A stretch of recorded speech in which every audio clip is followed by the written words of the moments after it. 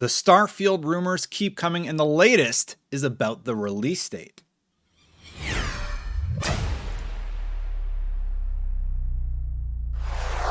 Okay, so originally today's video was going to be something a little bit different, but right before I recorded, Jeff Grubb commented about blessings on the KindaFunny predictions for when Starfield would release. I know that was a bit of a mouthful, but it's sort of a little bit of a game of telephone. Now, Jeff Grubb was responsible for the Starfield leak a few days ago that I was discussing with you, and basically he said, you are right about Starfield release date. And that's the long and the short of it. And basically it says Q1 2022 is the rumored release date. And that sort of is in line with rumors that you've heard about online. Now, for me, what does this mean immediately? That means we're definitely seeing Starfield at E3. We're probably going to see some extensive gameplay. I wouldn't even be surprised if they did something crazy like did a demo in the way or an alpha in the way Destiny did before it launched, if that's available. The fact that it's single player, though, could make that a little bit different, as it's not similar in design to a game like Destiny, but who knows? I have a feeling they're going to want to get the word of mouth going about Starfield as soon as possible. People are definitely going to be hyped for this one. They already are. And the original idea for this video was me just talking about some of the takes that I've seen about Starfield online. Now, yesterday, the video was all about Starfield being exclusive to Xbox, and it will also release on PC, right? So that's what everybody's sort of been talking about over the last few days. That is where the game is going to be distributed. So the fact that Bethesda games are going to be Xbox exclusive, some people aren't happy about that. For me, I'm taking a cautiously optimistic approach. I worry about overhyping games, especially after everything that happened with Cyberpunk. I don't think anybody would have ever guessed CDPR would release a game in that state. And, you know, a lot of people are saying, oh, well, this is Todd Howard's baby. Like, trust him. And I'm like, I don't trust anything anymore. You know, I ended up loving Cyberpunk on PC, but yeah, I'm just being cautious personally. I would rather not be super excited and let down. I would rather keep my expectations here and have them go to there after E3, if you know what I mean. It's sort of like glass half empty, glass half full thing, right? And I think a lot of people are all over the gamut. But I wanted to talk about some of the reactions that I've seen online just in response to my Twitter post and just sort of like talk about them and what I think about them as I read them. So this one was in a long thread, and it was from a user who says, if it's an Xbox game, it's great. Passion project, tons of fun, biased media made by the B team. Pick one. Sort of, it seems like either throwing shade at Xbox or saying that Xbox makes a lot of excuses about their games. I don't really think that's true, and I don't really know what else to say about it. It just seems sort of trolly. And I think that's the type of conversation that I think we're going to stop seeing, and the type of attitude that we're going to stop seeing online, where people are saying Xbox doesn't have anything, or there's always an excuse. That's going to stop, especially if people start loving Xbox games like Starfield and hearing that, oh, they're all going to be exclusive. All Bethesda games are exclusive on Xbox. Like, when Elder Scrolls and Fallout are there, those are franchises that we know that people love. Yeah, that I keep saying it. That conversation is going to shift real quick. This one, somebody said, I can guarantee you that critics are going to be a lot harder on it now because it's not on PlayStation. You know how it is with Xbox exclusives. That's just no. That's just not true. I don't think what platform a game comes out on affects reviews whatsoever. At least none of the reviewers who I know or I've ever worked with would have any sort of lessening of a score because it came out on a specific platform. Now, if there are problems on that platform, like reduced FPS, that's stuff that, like terrible FPS or bad textures, or the game just doesn't play well, that's stuff that would be covered off on in the review. But I don't think the fact that it would come out on a certain console, would affect it either positively or negatively.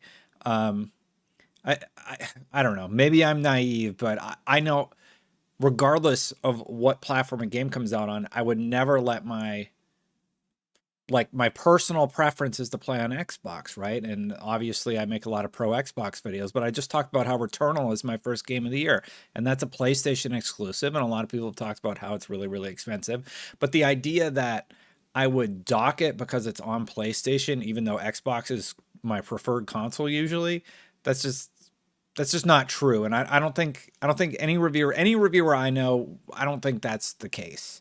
And if it was, they shouldn't be reviewing games, period. Um, oh, and this is about me being cautious. Are you kidding? The first AAA new franchise out of one of the most legendary developers of all time with a nearly impeccable track record?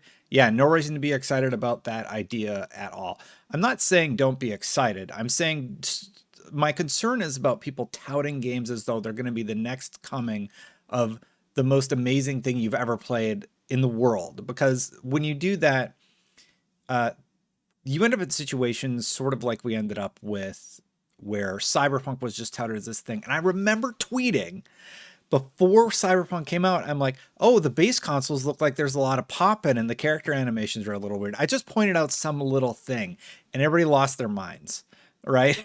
They're like, it's not final code, it's not done. And I'm like, okay, like they're a month away from launch. Like nobody else is seeing this stuff. Nobody. And then of course we all know the story now. It's like, very, very controversial. So I'm not saying don't be excited. Of course, be excited. I'm just saying like maybe wait to be super excited until after you've at least seen the gameplay and ideally played it and know it's a stable experience. We get so caught up in this hype cycle now, and that's what that 343 developer was saying. He's just saying like, oh, I think the game's going to be really, really good. But is it going to be to this level, this unobtainable level that people put games on these days? That's what he's concerned about, and then that gets taken certain ways. Here is one more. Let's go over one more. I think I got time for it. If it was a PlayStation exclusive, gaming blogs would have been like, breaking, another AAA exclusive to PlayStation. Now it's like, Bethesda does not make good games for 10 years, or cool your hype. I'm not referring to you, Destin, but the general attitude is definitely this. Is that, do you agree with that? Like, I don't see that happening. I don't see people touting that PlayStation's getting another exclusive. He might be referring to the fact that the PlayStation story came out about them doing 25 exclusives over the next few years. And that's more in a difference of strategy for marketing, of Sony versus Xbox. Sony is touting the fact that, hey, we're going AAA narrative-based games. We're going to be doing 25 games. 12 of those are original IP. 13 are remakes or remasters or sequels, whatever you want to call it. So I don't think that's on press, because he uses the term breaking. I assume he means media or even YouTubers these days, right? I think, yeah, I think it's just a difference in marketing between how Microsoft is deciding to market what they've got going on and how Sony is marketing what they've got going on. I think you're going to see more, like, let's say Xbox comes out and has an amazing E3, and I really, really do think they do. There was this user, I think his name's Halo Chief or Hitmaster Chief or something, and he's listing all the games that are coming to Xbox. I think E3 is going to be really, really good, you guys. And that's not me trying to overhype anything. I have a good feeling about this year, and I feel like they've been building towards it for some time. And yeah, so those were just some of the comments that I've seen online. And, if I need more time on the next video, we'll talk about a few more and about how I react to them. But let me know what you think about this, because it's sort of something I wanted to try instead of like fluffing out a story. If something like blows up on my Twitter, I just kind of wanted to respond to some of the comments, because I hate Twitter. Because if I put a tweet out there, it gets sort of taken out of context, like I'm whining. And honestly, I'm usually just thinking through stuff. I'm like, yeah, whatever. Yeah, so let me know what you think about me sort of reading some of the Twitter comments and having more of a conversation about it, and just sort of thinking about talking about where my brain is at thought-wise. And hey, if you like these sort of videos where I talk late at night about game news stuff, I know the headline was like about the release date, but it's such a it's such a short story to report.